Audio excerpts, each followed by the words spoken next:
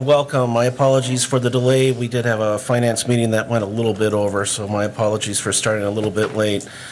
I will call this meeting of the Common Council of the City of Wausau to order. It is Tuesday, April 9th, 2019 at 6:38 p.m. We'll begin tonight's proceedings with the Pledge of Allegiance.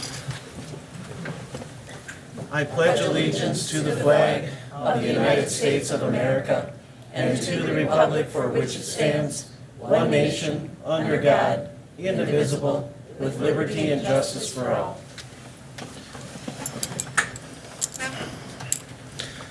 Please press yes to take roll call.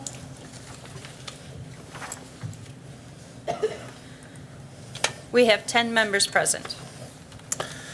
And tonight I've got a couple different things going on. One proclamation, but I've also got a message ahead of time too.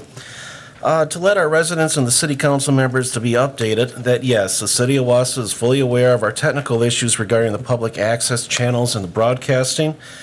Wausau Area Access Media, WAM, channels 980 and 981 have been off the air since the evening of March 28th due to broken equipment at the Charter Communications head end. WAM directors Chris Berg, Dave Dickinson, along with myself, have been in frequent and daily numerous communications with the government affairs representatives of Charter Communications and are trying to get this issue resolved and our system back up and running as quickly as possible. This is very unfortunate as a number of our residents rely on viewing all the city's committee and council meetings, along with the county and school board meetings and church services on the channels. A reminder that this really is not the city's fault, and we are working diligently with Charter Communications to get this technical issue and problems resolved quickly.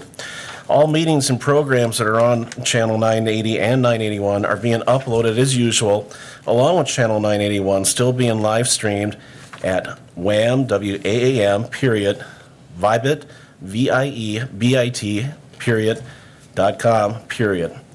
All meetings are also available for viewing on YouTube at http://tinyurl.com WAM Media.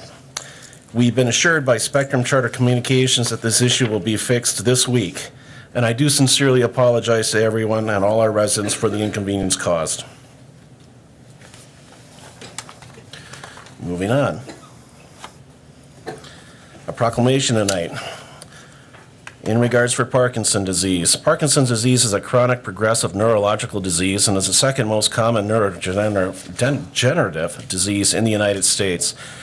There is inadequate data on the incidence and prevalence of Parkinson's disease. It is estimated that 930,000 people will live with Parkinson's by 2020, and that number is expected to rise to 1.2 million by 2030. Every year, about 60,000 Americans are diagnosed with Parkinson's, excluding the cases that go undetected. There are millions of Americans who are caregivers, family members, and friends greatly impacted by Parkinson's disease. The combined direct and indirect costs of Parkinson's in the U.S., including treatment, disability, and similar costs, plus lost income from an inability to work, are estimated at $25 billion per year. And medications alone can cost an average of $2,500 per year, and therapeutic surgery can cost up to $100,000 per person. Research suggests that the cause of Parkinson's disease is a combination of genetic and environmental factors, but the exact cause in most individuals is still unknown. There currently is no objective test or biomarker to diagnose Parkinson's disease, and there is no known cure or drug to slow or halt the progression of the disease, and available treatments are limited in their ability to address patients' medical needs and remain effective over time. The symptoms of Parkinson's disease vary from person to person and include tremors, slowness of movement and rigidity, gait and balance difficulty, speech and swallowing disturbances, cognitive impairment and dementia, mood disorders, and a variety of other non-motor symptoms. Volunteers, researchers, caregivers, and medical professionals are working to improve the quality of life for those living with Parkinson's disease and for their families. An increase in research, education, and community support services are needed to find more effective treatments and to provide quality access and quality care to those living with the disease today. Now, therefore, I, Robert B. Mielke, Mayor of the great city of Wausau, do hereby proclaim April as Parkinson's Disease Awareness Month. And then I've also got several residents that would like to speak tonight. I ask when you come forward to state your name, your address for the record, and limit your comments to 3 minutes. We'll start tonight with Mr. Ryan Roblewski.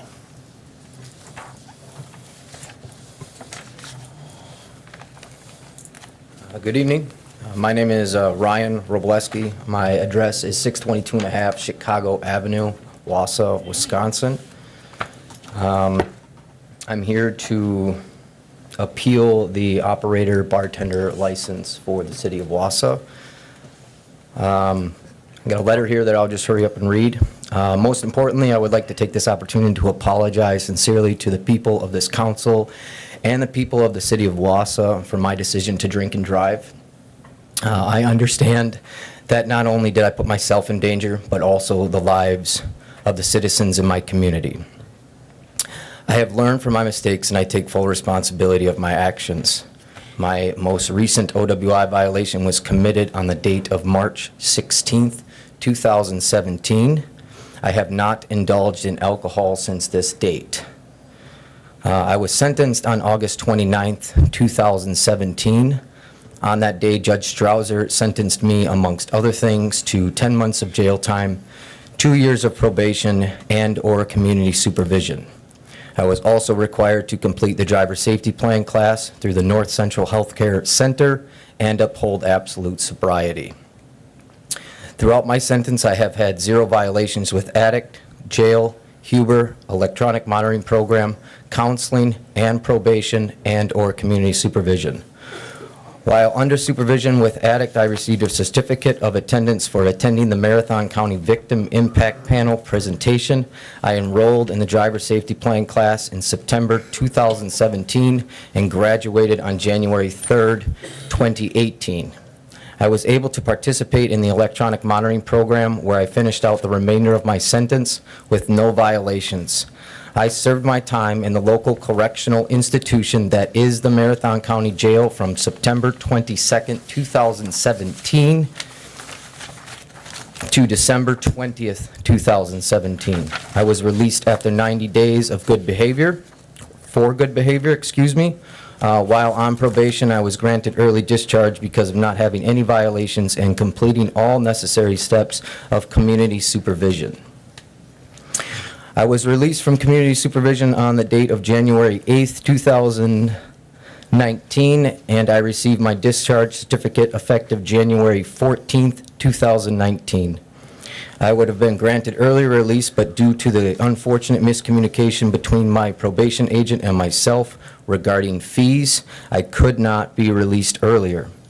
I took all these necessary rehabilitation steps with sincere commitment because I did not want to be a burden on the community of the city of Wausau any more than what I have been. While knowing the consequences of an OWI, I know that I will use this license responsibly and seriously. I am appealing the recommendation and/or decision of denial of my application of operators, managers, and bartenders license to the full City Council of the City of Wausau tonight because I have completed all the necessary steps of the rehabilitation process with no violations and sincere commitment. I have in fact learned from my mistakes, and I promise the City of Wausau that I will never drink and drive again. As a matter of fact, I do not know if I'll ever drink again. I am asking for your understanding, trust, and blessing to grant me this license so I can succeed further in my career and my passion, which is the restaurant and hospitality industry. I have been in the restaurant and hospitality industry for over 19 years, and 15 of those years have been in a lead or management role. In my future, I will own my own restaurant, hopefully in the city of Wausau.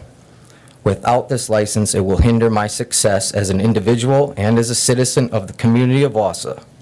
I have been a resident of Wausau since 2004, and I do not plan on leaving anytime soon. Ryan, just to let you know, I've got you at 4 minutes, so please, if Sorry. you can. That's okay, go ahead. Thank you for your time and your consideration.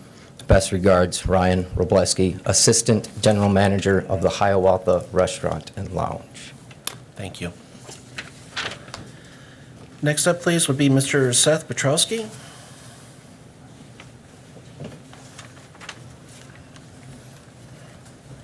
If you could, your name and address for the record, and if you could, 3 minutes, please. Seth Petrowski, address 607 Francis Drive, Merrill, Wisconsin, 54452, apartment number 106. I'm here today on behalf of myself to represent the fact that I was I was denied an application for a taxi permit driving for Northwoods Cab. And I submitted several substantial documents regarding my improvement within the past 7 years.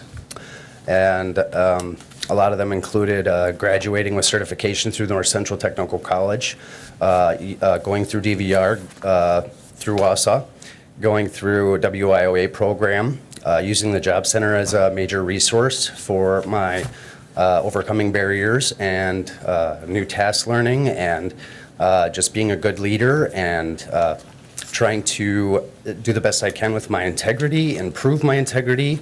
I have learned many things, including not to repeat mistakes, just to learn from them, and better myself for myself and the community and my family.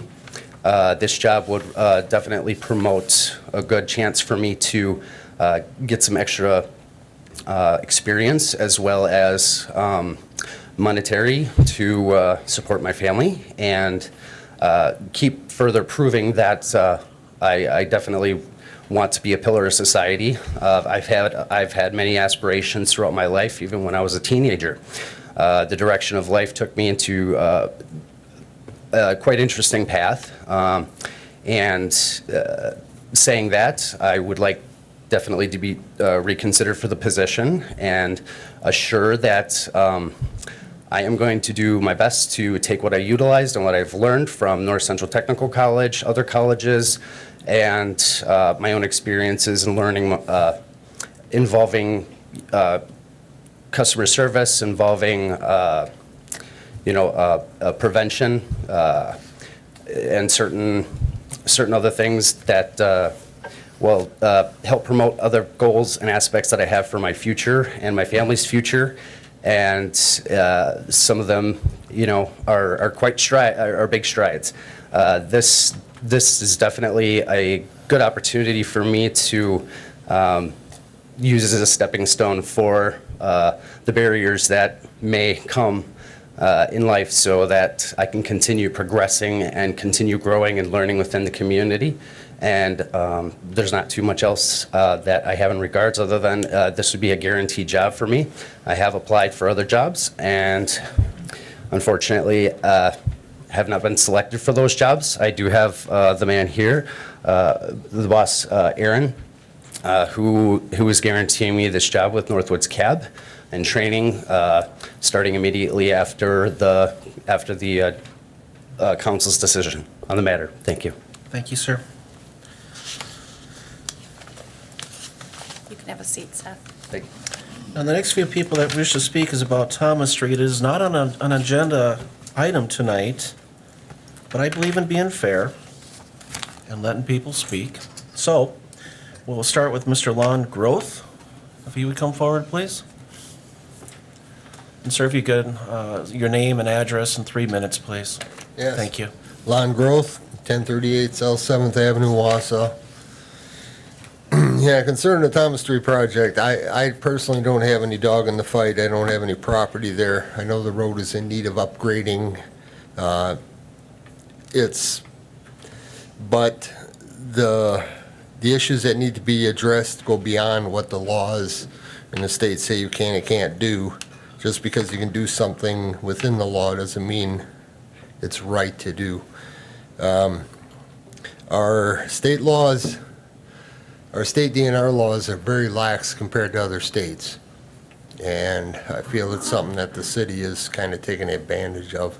In fact, our new governor even publicly admitted when he was campaigning that the DNR needs a stronger voice in matters like this. The groundwater reports generated on the Waleco property do show substantial reductions in levels, but the monitoring well tests outside the area still show elevated levels, and the highest ones being right in the middle of the planned construction corridor. This is a big concern to everybody, considering the fact that the penta, the chemical that's released, floats above the groundwater in the soil and that there have been plumes registered as deep as 6 feet, and the groundwater table is very shallow there. I urge the city, when you take your vote to move forward on this, to consider doing additional testing everywhere you plan to dig, to depths you plan to dig, not because some government entity is telling you to, but because it's the right thing to do by the citizens of Wausau. We would rather have the project postponed if more remediation is needed off-site. We don't have a problem with that. We know the road needs replacing, but we would like to see it done safely. And that's it. Thank you, sir. Next up, Mr. Randy Radke.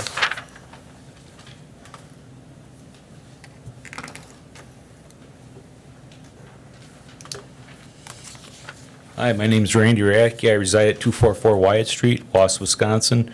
I'm here I'm also part of the Citizen for Clean Wausau.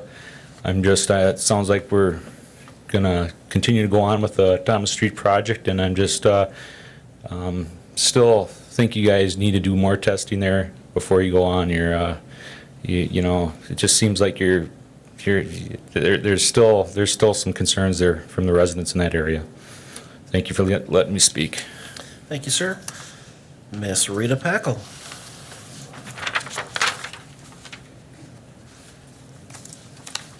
Thank you. Rita Pockel, 1310 Maple Hill Road, Wausau 54403. I believe in justice. I fight against injustice. I'm fighting against the injustice with Thomas Street. I'm fighting against the injustice to our city. Please indulge me for reading the following Citizens for a Clean Wausau email sent to all council members. It is in regards to the injustice of the penta levels on sections of Thomas Street. Please note that the penta levels at well 140 at last report in 2017 were grossly above state standards and recommendations, 19,000 ppb. Mr. Lidman has indicated they will not hit groundwater during the work, so safety should not be an issue. But there is more to it than that. Mr. Lidman was also against the surface soil testing that was conducted by citizens in early 2018, which showed that the testing conducted on behalf of the city in 2017 did not fairly represent the levels of contamination still in the ground. Citizens also spearheaded efforts to have contamination in Riverside Park more fully evaluated. As a result, the DNR is now requiring Walico, I'm sorry, my eyeballs. You're doing fine. Go ahead.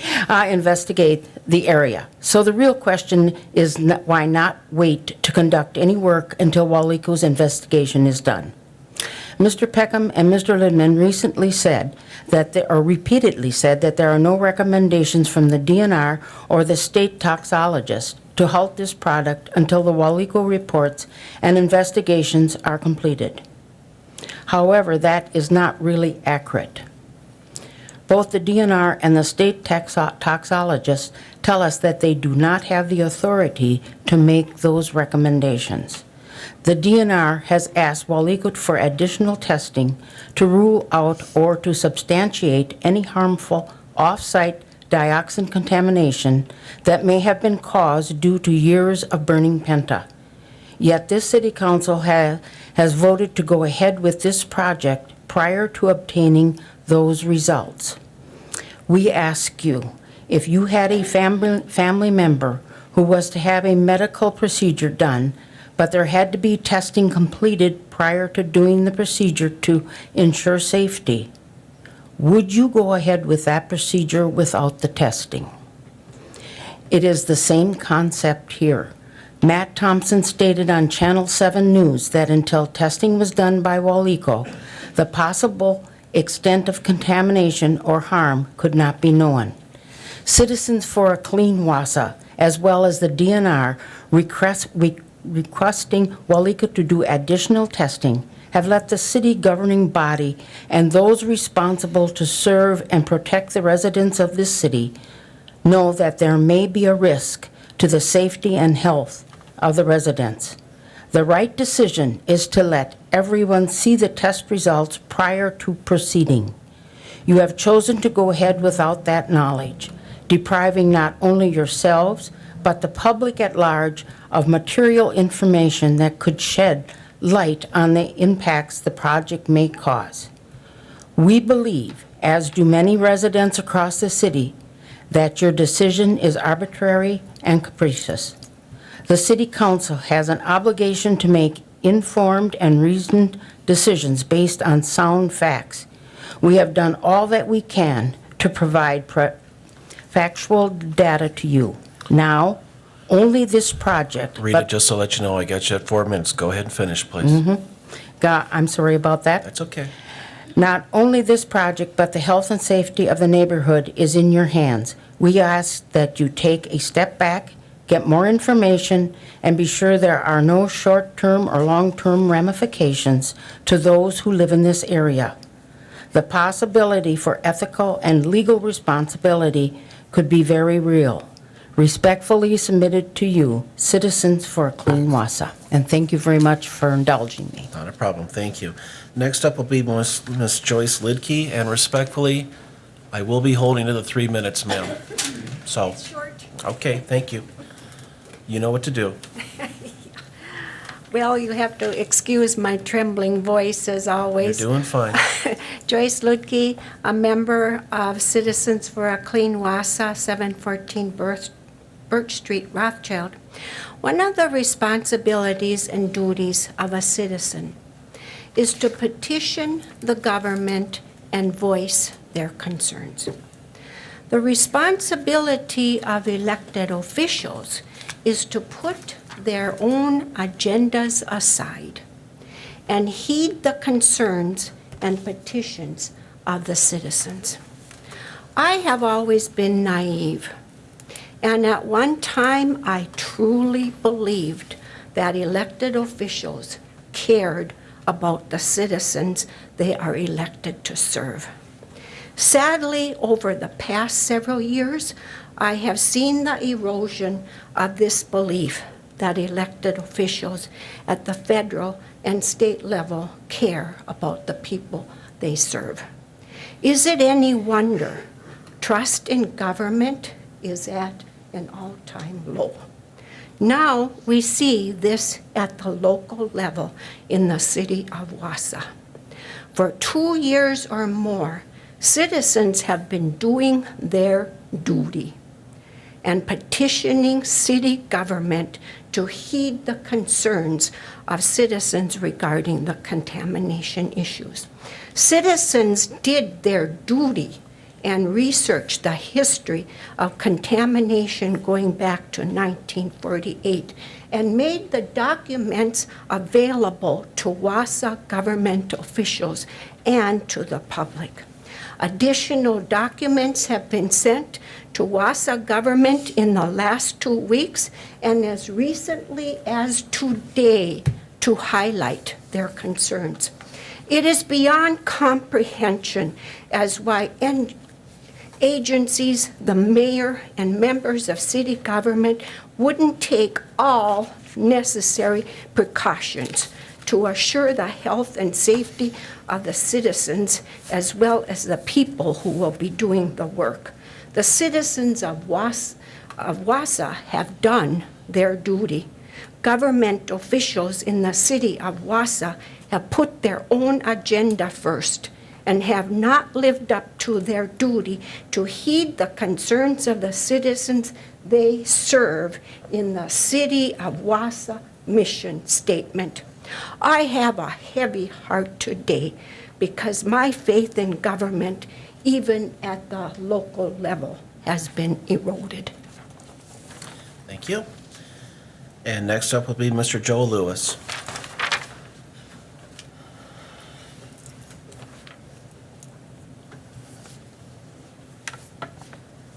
Name is Joel Lewis. I live at 807 Turner Street, Wausau, Wisconsin. And I'm grateful that we're able to talk about this, even though it's not on the agenda. I've been coming here, I want to say, for over 5 years now regarding this issue. And I guess I'm just disappointed that there wasn't some decision that could have been made that could have pleased some of the residents in this area. I feel there was a time where some plans were even brought forward that maybe we were moving in the right direction, where people could have agreed. And so I just wanted to voice my discontent with that, because I think there was a solution here potentially where everyone could have been at least somewhat happy with it. I'm concerned about the contamination, but I've also had people on the council who I respect very greatly tell me I shouldn't be concerned about that. So, but I still am concerned about it. And I guess I'm shocked that more people are not concerned about that. And I do hope that as you move forward with the construction, that there is a good remediation plan in place, and that the public can have access to this and be aware of not only what is in the ground, but how you're going to deal with it. Thank you. Thank you, sir. And also tonight, too, I've asked for the fire chief and our designers for the new fire station, in the interest of public awareness and openness and transparency, to let the council know we have had some things come up with the cost of the new fire station. And Chief Kajal, if you could come forward, please, and explain what's going on and answer any questions, it would be appreciated. Thank you, Mayor, Council. Mayor, if I could for a moment just introduce my two new employees we talked about. Does that be all right? That'd be great. Okay. Council, and I'd like to introduce them obviously to the community as well. As you might have known, we've gone 10 months without a deputy chief and an EMS division chief. And obviously, these are two very important positions in our department. Deputy chief is second in charge in our department, and our EMS division chief actually manages all of our EMS in our department. So what I'd like to do is I'd like to introduce Robert Bartek. He's actually a 25-year employee with the Wisconsin Rapids Fire Department, and he has decided to come over to Wausau to serve obviously the city and our community, and we're so excited to have him at our department with the experience level that he brings with himself, and the leadership that he also portrays. And Jared Thompson, if you don't recognize him, he was actually an employee of the city for 15 years before he left us to pursue different interests. He became a nurse. He got his nursing license, and he decided to go back into nursing. And he may not say this, but I'll say this. He missed us so much, he decided to come back to us. And I'm so happy that he did, because he was a great employee for us for 15 years, and obviously for the 4.5 years that I was there. And I was so excited when he decided to come back to us in the capacity as EMS division chief. Both these gentlemen are bright and they're talented, and I'm so looking forward to moving our department ahead and our community ahead. I'll just give him a second to say a word. Mayor, is that okay? That's great. I'll keep it real brief. I just want to thank the city of Wausau for welcoming me aboard. It's been a long process. I feel that they've really done a good job of thoroughly vetting me, and the fact that I'm a good fit for the position, the position's a good fit for me. I'm excited to bring my skills and experience and education to bear fruit for this fine community. I can't thank the mayor and the HR department and Chief Kajala and everyone that I've been in contact with. They've just welcomed me with open arms the last 2 days. Of course, this morning I'm barely into my first my second day, and we're burning a building down already. And so yeah, welcome is right. It's been a busy day. It's been a whirlwind. Trial by fire. So. Yeah, I'm drinking by a fire hose out of a fire hose my first 2 days here. Jared, I've gotten to know him a little bit here. I'm really excited to be a part of the team. So thank you. I can just echo what Deputy Chief mentioned, thanking the HR committee and the city council for allowing me to come back and serve the city. I've had the privilege of treating the residents of Wausau in their time of need, and I continue to look forward to training the new and upcoming firefighter paramedics to give the highest amount of care that they can to the citizens, which they deserve. So thank you. And on behalf of the city of Wausau, again, I welcome you and welcome you back, and I look forward to working with you folks for a long time.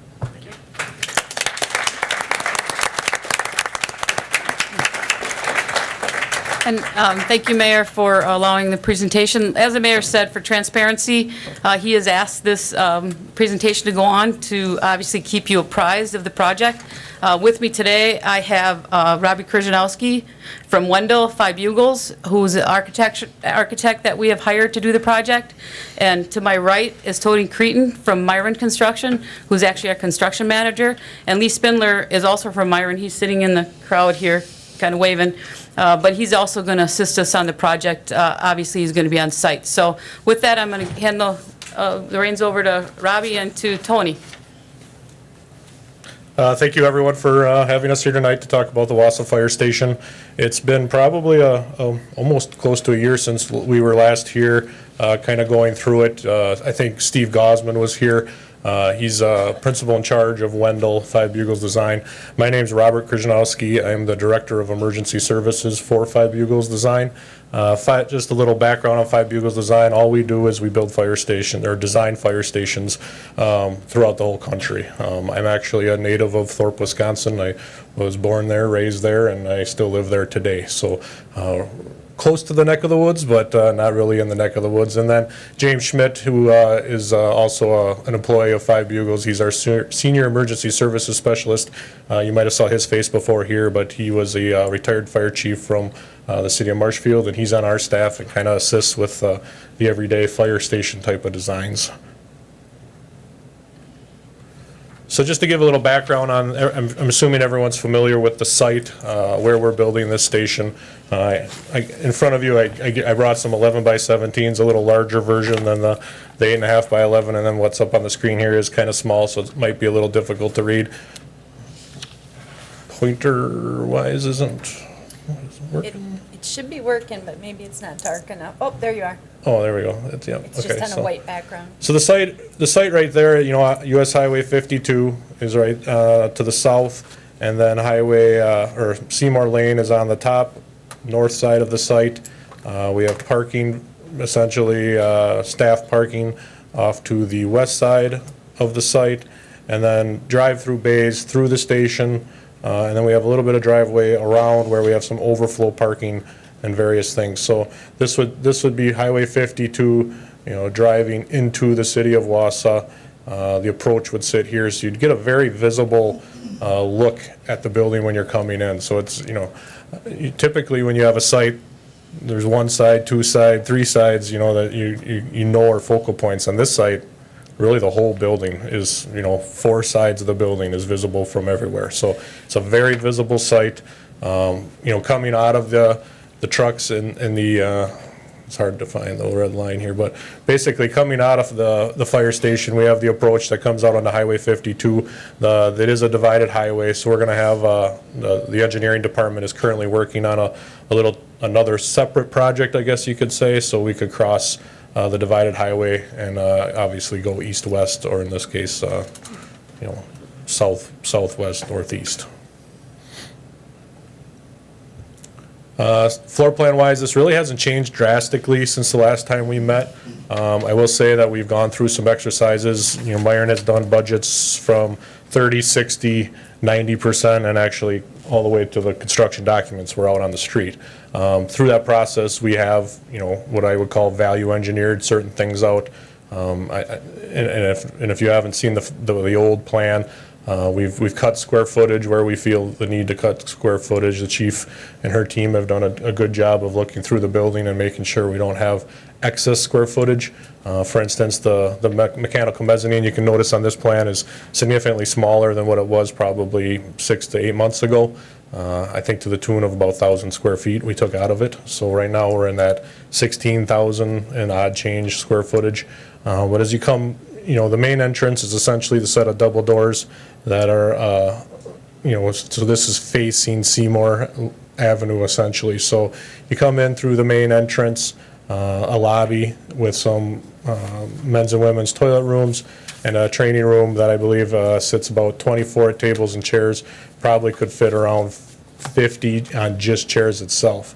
This whole entire area, an officer office at this little area here. So this area essentially could be opened up at any time. You can notice the doors, you know, here and here, so we have access to the building for this area for whether it be public use or any other use, but then they still don't have access to the rest of the facility. So, they're staying out of, I guess, what I would call the back of the house, right? So, we have secure points of entry. The lobby itself will allow people into the lobby, but we'll secure this door, so they're out of the weather when they're coming, at which time they can buzz, since we don't have full admin staff, we kind of have to monitor that, and they can buzz back to the house, and whoever's on duty that particular time can come up to the front to allow them in. We have a water room flanking here. We have 5 regular-sized dorm rooms for staff, and then we have a dorm room and an office, which will be the officer on duty with a bed and his office here. Kitchen and dining room, and then a day room off of this area. Coming through, again, the main focus on all these fire stations is straight access to the apparatus bay, right? To get them out the doors as fast as possible. So you can see, we have straight corridors, not a lot of jogs, not a lot of, moving around from area to area, a lot of flow. So as we come out of this living quarters and sleeping area, we enter a watch office right here. There'll be lots of glass in that watch office so they can watch the front approach and take care of business that way. Rip and run, various things when they're heading to an emergency that they can grab when they're heading out to the rigs. Vice versa, when they come back, first of all, four apparatus bays. I think we got 80-foot long bays. It's probably 80 by 80 about by the time we're done there. So basically, I think we're going to have 3 rigs, and the hazmat's going to sit out there at this current point. Everything heading out onto Highway 52 that way south. Vice versa, when they come back, return on Seymour, drive-through bays. Instead of backing in, they'll come into the station. And then we have pretty much a thing that's pretty current in the fire station design right now in regards to different worries about cancer and cleaning up firefighters after they return from a fire. It's kind of like I would kind of compare it to an emergency room type of a suite where you go through this process of, we got hot zone of what we would call the apparatus bay, a cold zone, which would be your offices and your living quarters, but then we have this neutral zone. So you go through this process of cleaning your gear up and making sure that all the decontaminants aren't on the firefighters. A lot of things going on right now in the fire service. You probably heard about it in the news and different firefighters and various cancers that are pretty prevalent in firefighters at these. So the intent right now is to have them go through this process, clean their gear appropriately in a gear laundry where they'll have their extractor and various gear dryers, and then go into a decontamination suite. So they'll get rid of their PPE and their gear, and then they have their uniforms underneath that gear, obviously. So you have to bring that in, get that into another compartment to get rid of the soot and various things, and then clean the various decontaminants off your body itself, and then end up on the clean side. So you go through this process, and is it perfect? Probably not, but at least you're trying to do something. So the intent there is to get them through, cleaned, and try to be as clean as possible in the end. So they're not bringing that soot and different decontamination into this office area. Gear storage is right off of this area. So this whole area here was that suite that I was kind of talking about. Gear storage, gear laundry, 3 bathrooms for the facility and living quarters, and then the clean laundry area. Small IT closet right here. EMS storage, small EMS storage. SCBA, workroom maintenance, and then we have just a training room storage off of here for various tables, chairs, training props, etc. And then hose storage, just a little alcove in the apparatus bay for storing various hose. And then you'll notice the hose training tower here that essentially serves as a upstairs or a stairs to get to the second level mezzanine. Which would basically bring you into a little storage area for, the building. As I said, this used to have a look of, essentially taking out a square. We took about 1,000 square feet out of that upstairs, probably at about the 50% stage, I would say. And then the mechanical room is upstairs also. Going to the elevations, so that top elevation is essentially, if you're sitting at Seymour looking to the south, the middle elevation is basically on Highway 52 looking to the north, and then the 2 bottom elevations are the side views for the east and west sides. And then some 3D perspectives. I think you can see them a little better in the packets in front of you, but the top elevation again would be the look from Seymour looking to the south, and then the middle elevation would be if you're traveling I would say, east on 52, coming across, oh, no, sorry, that elevation is the same elevation on Seymour. The bottom elevation would be the elevation you would see on Highway 52, just different perspectives. And with that, do you have any questions or? One thing that Tracy did mention in the last meeting that I forgot to touch base here was on the four-fold doors. These doors in this plan are base bid, just showing the regular base bid glass doors. There is a cost that you'll talk about in the future in regards to adding four-fold doors to the project. Various stations have done them in the past, Marshfield, Verona. It's essentially a bifold door, less maintenance, less, I guess you could say headaches, racking, binding, a lot more moving parts on an overhead door, but of course it comes with a cost, right? So we did bid those as an alternate bid item for you all to address, I believe, at a later date, so.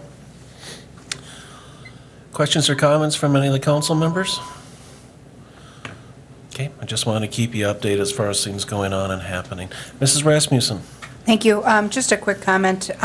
First, thank you for coming and sticking with us as the hour grows later. This project, I think, though, I'm glad that we were able to show the slides tonight publicly in our meeting. I also hope that we will develop a display board with a rendering of what the station will look like that we can position in the lobby at City Hall so that the public can see the station. That's already being planned. Excellent. I think it's something that the public and we should really be excited about and be proud of. It's not every year that we build a public safety building or a public building in general, and I think that the time and effort that's gone into the design of this, placing it on a high-profile site where people can see it and be proud of it, where it functions properly, they've worked so hard to maximize the use of the site because it's uniquely shaped in the first place, and then get a lot of use out of what amounts to be a very small fire station in terms of a footprint compared to many others. And I hope that this presentation tonight and the rendering that follows, that'll be on display for public view, will generate some excitement toward this project in the community, because I think it's something that we really can show as an achievement that, you know, the city and the fire department and we as a council have reached when this project is complete. And, you know, we've had some discussion about, you know, alternative designs and the doors and that. The Finance Committee tonight did bless that expense. That's coming in a few weeks for full council approval. But I think that this is something that, you know, you may build one of these, you know, once in a generation, and properly maintain these buildings serve for decades. And I think that given the function issues that we've had with the old station too, we really should be proud of this new one. So I'm excited to see it come forward. Gentlemen, thank you so much. Thank you. Look forward to continued updates. Let the public and the council know of what's happening. Okay, moving forward for the consent agenda, starting with file number 19-0301 from the City Council, the minutes of the previous council session meeting from March 26th of this year, and ending with file number 03-0306 from the Finance Committee, a resolution authorizing the write-off of certain uncollectible delinquent personal property tax accounts from the city's accounting records. I'll entertain a motion to accept the consent agenda. Not everybody at once, please. Come on. Thank you, Mr. Neal. Do I have a second? By Mrs. Rasmussen. Thank you. Begin voting, please.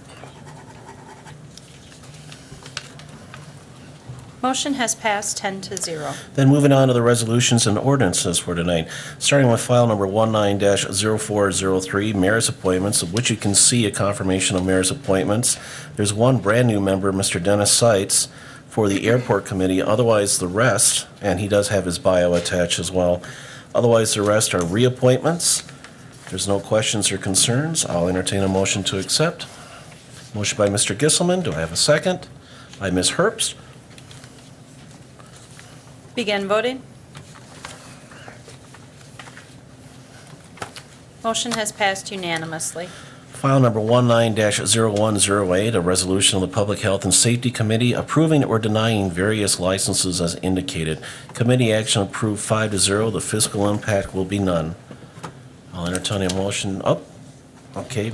Question or? Okay, motion by Mrs. Rasmussen. Do I have a second? By Mr. Peckham. Mrs. Rasmussen. Thank you.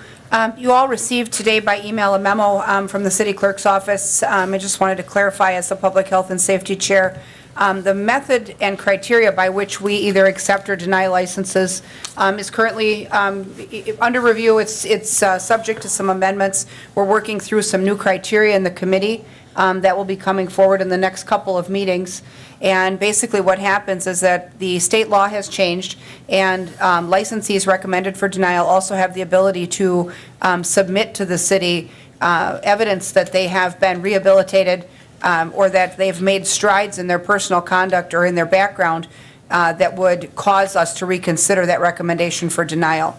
The process that we're creating essentially allows for an internal review of that submitted evidence by staff before we have to adjudicate that proof on the committee floor.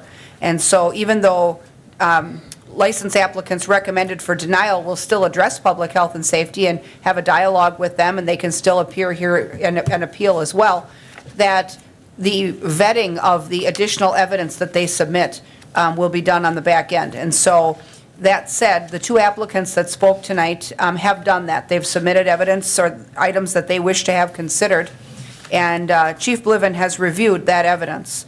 And given the documents that were submitted in his subsequent review, his recommendation, you'll notice in your staff memo today, is that we would uphold the license denial for Seth Petrowski, but that we would amend this list to grant the license to Ryan Robleski. And based on the evidence that was submitted after that committee meeting and the discussion that they had with the applicants in the committee meeting during the month of March. So with that, I'd like to amend this item that we have on the floor to grant the license to Ryan Robleski. I'm not offering any amendment for Seth because the recommendation is that we would uphold his denial, and the committee had recommended his denial anyway. But I would like to amend the item to grant that license to Ryan based on the documents that Chief Bliven reviewed. Do I have a second by Mr. Peckham? Ms. McElhaney and Mr. Neal, you both have your lights on. Did you want to speak to the addendum? Okay. Go ahead, sir. Well, I wanted to speak to the original recommendation as it's reflected in the chief's memo that we received today. So this is prior to consideration of Alder Rasmussen's amendment. So can I speak to that, or do we have to talk about the suggested amendment first? My understanding is we would have to go with the amendment. We can always go back to the main motion and have a more dialogue with that. But Ms. McElhaney, you did want to address the amendment, correct? Yes, I did. I was chairing that meeting, that Public Health and Safety meeting, and I just wanted to just express that I am going to vote for giving Mr. Robleski his license. I want to explain how these happen, and we get differing guidance from the state.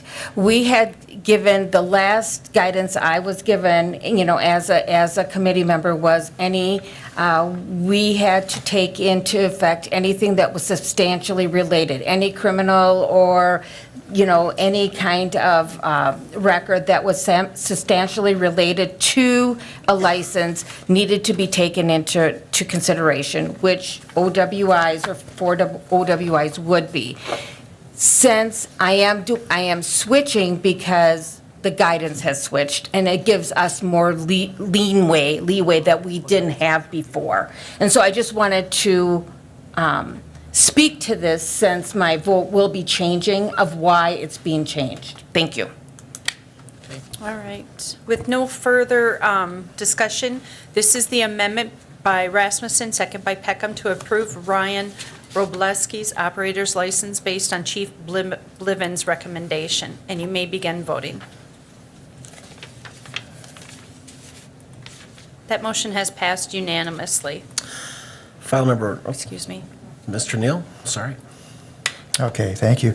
Yes, based on the memo we received, I was happy to see that, and I would support, as I just have, Mr. Robleski's accepting of his appeal, and appreciate his coming in and speaking with us.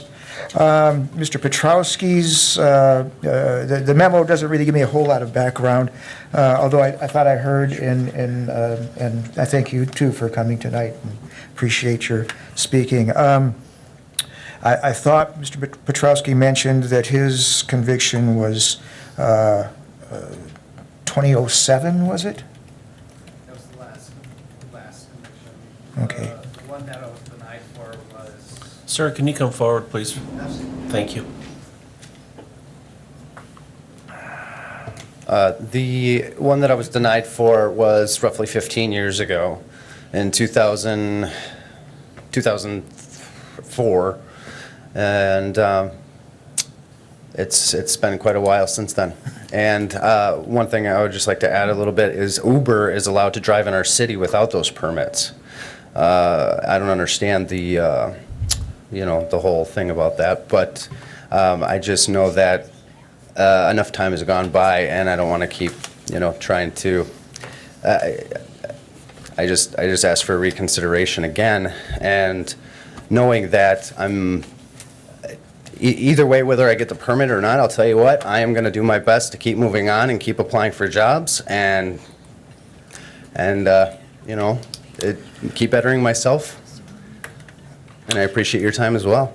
Okay, well, thank you. Well, that's a long time. If indeed, in the meantime, you've kept a clean record. It seems from the police chief's memo that the basis of his recommendation to not approve was sort of a lack of some documentation or proof of rehabilitation or whatnot. Do you have a clear idea of what it is you're lacking that would have got you over the hump on this? That's a great question, and I would like to know that myself. That being the case, I'm a little concerned about this because that's a long period of time to go, after having, a conviction up 15 years ago.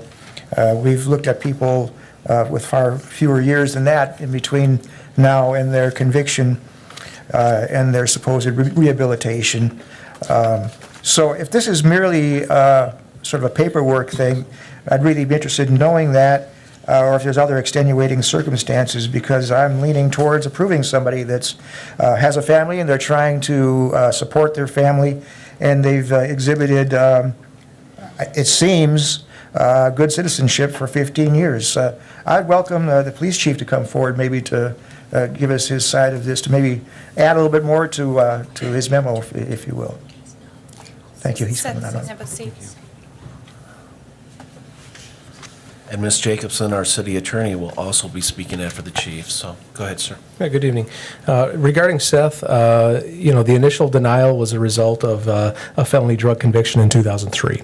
In reviewing his criminal history, his most recent conviction is actually 2013. He's got misdemeanor convictions in 2008, 2012, and 2013. He did not provide evidence of rehabilitation in terms of DD 214, which is an honorable military discharge, or a completion of probation and parole certificate. Those two items are what we are required to accept as evidence of rehabilitation, so we did not have those two items in the packet. There was a lot of information that he submitted, evidence that he was scheduled for drug testing, evidence that he is accepted into certain programs, but there wasn't. There was a certificate for completion of computer skills and customer service training, but there wasn't much of substance that was submitted that shows evidence of rehabilitation. So in terms of trying to be consistent for my recommendations based on the conviction record and the lack of substance within the documentation he provided, that was my reason for denial. Okay, very good. Perhaps he might be able to come forward with that in the near future and turn this thing around. Thank you. Mrs. Rasmussen. Thank you. I just wanted to offer a quick comment with regard to Uber and Lyft. When Uber and Lyft first started to operate in Wausau, the first thing we looked at was whether or not we could license the drivers. And the reason that we license public transport drivers isn't about making money for the city. It's about ensuring that the public is safe when they're with those folks. And so the legal structure surrounding Uber and Lyft and their emergence into the city prohibited by law the fact that we could not regulate or license those drivers, or we would have been doing it. That said, some of the horror stories that you hear about those rideshare programs really speaks to the fact that there's still merit to licensing cab drivers and making sure that when people are not necessarily in their best state when they get into those cabs, that they're at least safe with the drivers that we've licensed, and we hold them to a higher standard. And so even though rideshare programs will tell you that they vet those people, I sure hope they do, because some of the things you hear happening at the national level are pretty horrifying. And so that's why we license cab drivers, and if we could license the others, we absolutely would want to. So that said, I'm glad that the chief came up to explain the basis for the denial. I think at this point we should uphold it, but I also think that in the future, if Seth has some documentation that shows substantial completion of some of the things he's been involved in, we'd maybe want to hear from him again. Mrs. Jacobson. Well, it's still relevant. I will just say I completely agree with the chief, summarized it very nicely. We are required by law from the evidence that Mr. Wroblewski presented to approve his license.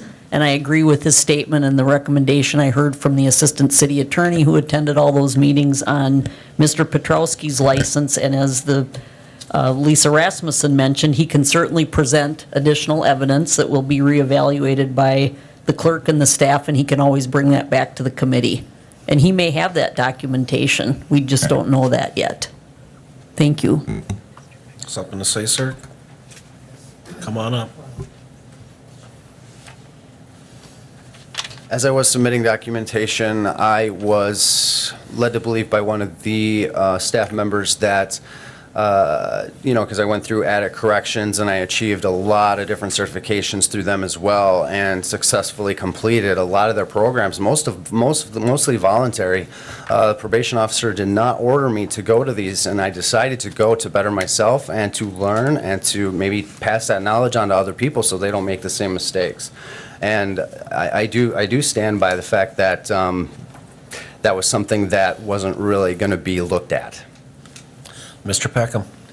Yes, thank you, Mr. Mayor. I'd just like to start by expressing my admiration. I guess you can sit down again if you want to.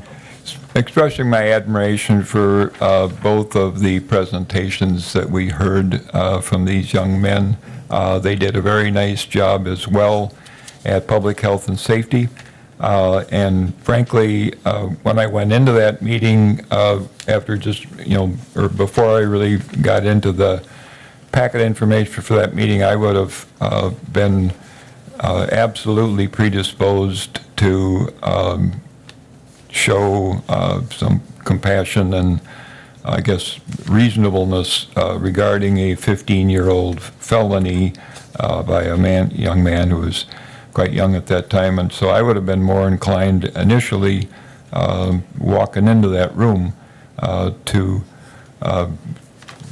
grant the exception for Seth. But Ryan was also very impressive. We've had the information that we received today in terms of background and being able to justify an exception to our original decision. I'd like to stick with that. And Seth, I think it just needs a little more time on the vine. There's been a number of small infractions since that big one. So I think with more time and another attempt, I think that the council would look favorably upon him, but not tonight for me. I just wanted to say for sake of the record, I did everything that was submitted. The council has received all of those documents, the same with the city attorney and the assistant city attorney.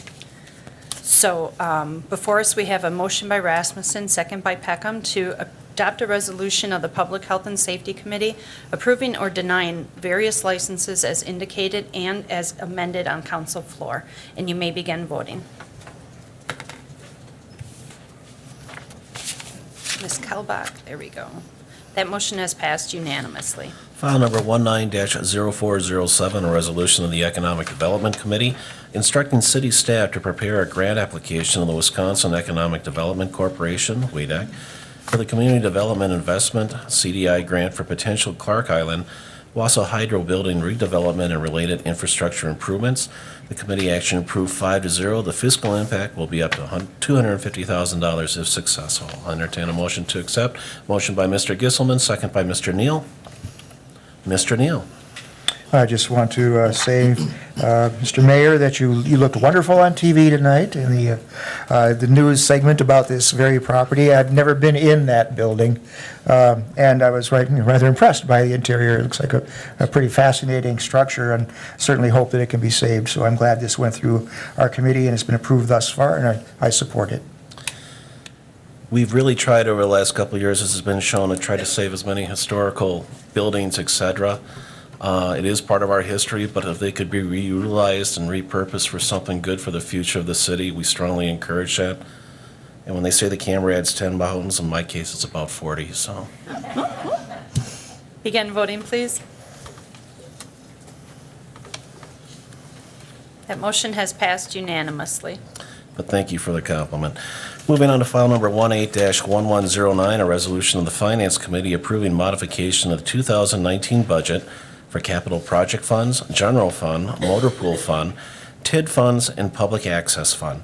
Committee action approved 5-0. The fiscal impact for 2019. This action will modify the 2019 budget by reestablishing unused replacement funds and committed project and contractual obligation fund budgets in the 2018 year, and to supplement the 2019 budget as noted in the tune of $10,501,265. I'll entertain a motion to accept. Motion by Mr. Nutting. Do I have a second by Ms. Herbst? Begin voting.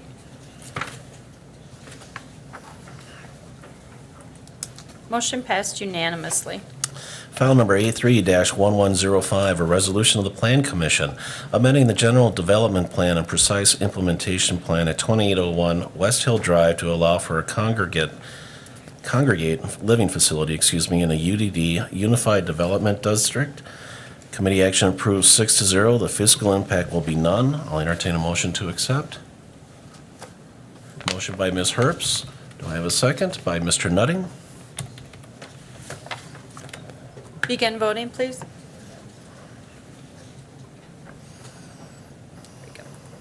Motion passed unanimously.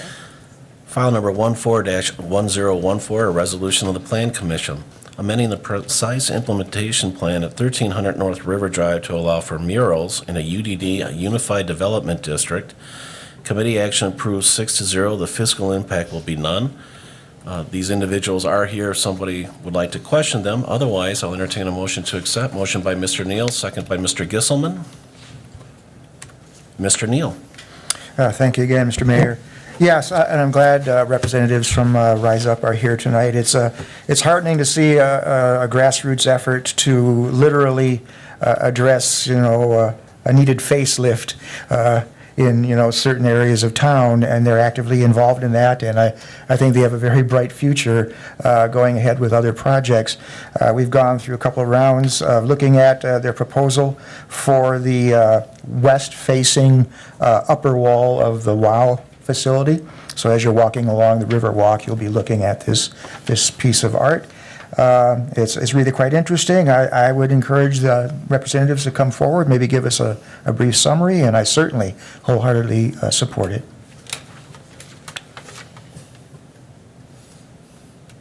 And if you could, your names and addresses for the record, please. And please limit your comments, if you can, to 3 minutes. Sure. Thank you. Tara Drager, 3713 North 128th Avenue, Wausau. Stephanie Sladke, 1410 Keck Avenue, Schofield, Wisconsin. Yeah, so I think you received in your packet the final design for the WOW building, and this will be along the river walk. We do have a couple of the students that were that are actually photographed into the mural here, and they were in on the design. So this is their story, if you will. Mm-hmm. So, and this is our lead artist, Stephanie, and she can kind of give a little bit of the background. Yeah, so it's a collaborative project with the students at the Enrich Excel Learning Academy. So we brainstormed together to gather these images and to create this mural. So it's going to be a community mural that we're going to paint all together. So the creation is by the students. So it's pretty great. We take this huge design and I basically make it a huge paint by number, and then we have community paint days, and it's a big collaborative community experience. So hopefully it'll be really meaningful for the kids, not just the experience of painting it, but whenever they see the mural at the downtown Riverwalk, and for families as well. So we hope you like it. Yeah, and we have paint days at each of the high schools, the area high schools. We've reached out to the middle schools, the Boys and Girls Club, and then we will have a community paint day at WOW itself as well. Excellent. And we hope you join us. Yeah. It'll be on June 1st, so you can mark your calendars. I love the positivity. So, Right. Any other comments or concerns, questions from council? Mrs. Rasmussen? Thank you. This design, it's been a work in progress. I think the murals at WOW in general have been a work in progress, but I think this is something that all involved really can be proud of. And one of the things that struck us initially when we started to look at this particular design, and the preliminary designs from this group, and you'll notice it in the rendering that she's given us of what the mural will look like, is it really is a journey from dark to light. And it shows growth and a journey. And, something that starts out in one state, which is, rather dark and rainy, and then finds, brightness and sunshine and positivity. And so it really was symbolic of a lot of the, concepts that we see, day to day in the Rise Up project. And so it was just so emblematic of the work that they do. And, to be able to showcase that on such a large canvas, we were really inspired by that in the committee as well. So thank you for your time and effort that you've put into it. I think the murals at WOW have come a long way, and we have something great to look forward to. And we really appreciate your support in this project, too. It's a really neat community project that we can all be proud of, so. Thank you. Thank you. Thank you. All right, you may begin voting. That motion has passed unanimously. File number 19-0404, an ordinance of the Plan Commission, rezoning 224, 240, and 300 South 4th Street from an M1 Limited Industrial District to a B3 General Commercial District. Committee action approved 6-0. The fiscal impact will be none. Entertain a motion to accept. Motion by Mr. Nutting, second by Mr. Neal. Begin voting. Motion passed unanimously. File number 19-0404, another resolution of the Plan Commission, approving a conditional use at 240 and 300 South 4th Street to allow for animal hospitals, indoor and outdoor kennels in a B3 General Commercial District. Committee action approved 6-0. The fiscal impact will be none. Entertain a motion to accept. Motion by Mr. Neal. Do I have a second? By Ms. Kellbach. Begin voting. Motion passed unanimously. And suspending the rules, a 2/3 vote, suspend the rule. O&D, transmission of committee business to council for the items marked pending committee action. Again, a 2/3 vote will be required. Entertain a motion. Motion by Mr. Peckham, second by Mr. Nutting. Begin voting. Motion passed unanimously. And file number 19-0406, a resolution of the Finance Committee adopting statement for purposes of the ADA Title II compliance. Committee action approved 5-0. The fiscal impact will be none. I'll entertain a motion to accept. Motion by Mr. Peckham. Do I have a second? By Mr. Neal. I was looking at the left, but nobody raised their hand, so. Mr. Martins. All right, thank you, Mayor. I know that in this packet, there's a lot of information here about the public access and the need for effective communications, pursuant to the Americans with Disability Act. I think that this resolution is an important first step in that it would be great that if we could have, all of our programming, closed captioned, so accurately closed captioned, so that people with different abilities could consume the media But there is a financial burden towards, that effective closed captioning. And by moving forward with just a work plan and using affordable facilities that the Wausau area media, public media has, it definitely will be a great step in providing effective captioning or access in pursuant to the ADA. Any other comments? All right. Begin voting, please.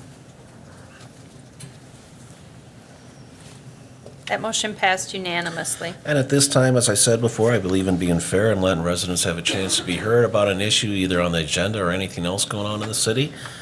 At this time, I'll open up for public comment. Would anybody like to come forward and speak about a matter? Go ahead, please. And name and address. Go up here.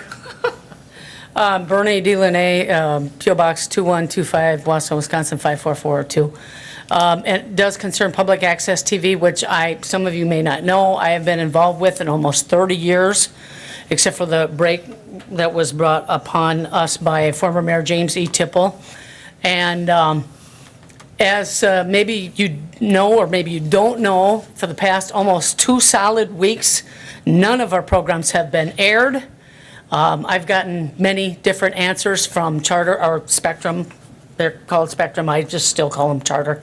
But at any rate, I have been on the phone with them for many, many hours, and also with Chris Bergs, who was very upset when he found out that they were not on the channels. He found out because I found out. She actually found out first. My sister found out first. They went off the air, not last Thursday, but a week ago last Thursday at 6 p.m. They were told, I was told that the first technician I talked to was one of the Charter technicians actually made a mistake, caused an accident, and knocked out over 1,000 boxes. And that was never repeated. I don't know if you guys have heard that. I also made sure that the mayor's office, Mr. Mayor, was alerted to this problem. I am the one who called. That would be me. I was the one who called. I not only have game, playing this game, because I've been on the air for almost 30 years, producing a television show, my gardening show, plus other shows, many shows, and a paying customer every single month to Charter for 22 years.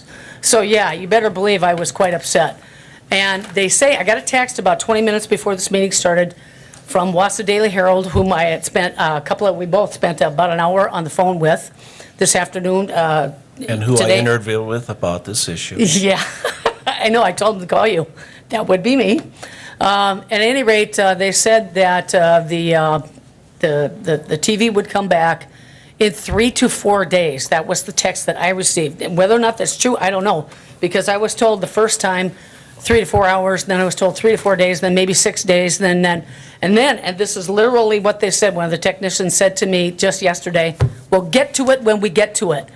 I don't ever want to see that happen again, because not only have I been involved, our Fraser Family Foundation of America, which we started back in 2012, we not only have helped many, and I mean many, many veterans in north central Wisconsin through public access and through what we do, scholarships to Newman Catholic High School for 8 years, plus working with the Great Lakes Veterans Administration, the Man of Honor Society, and Honor Flight. That means a lot to us. We put all of that on our Facebook. We promote all of that through public access TV. And for us, it's a big circle, which we continue every single week. If anybody's going to mess with it, they're going to find out in short order that they're going to mess with me, and they don't want to mess with me. If you don't know me by now, I'm a fighter. I don't quit, and I don't back down. So that's what Charter got the information from me. And I was glad to hear through the grapevine, Ann, that you were willing to slap a lawsuit on them if they don't comply. So at any rate, if they don't fulfill their promise, and thank you, Dave, for coming up and talking to us before the meeting started, you can be sure that I will be on their tail. And in the future, if you don't want something like this to happen, if you want somebody really, a dogged person to go after them, hire private managers. That would be Barb and I. We have offered this service before. We don't own public access.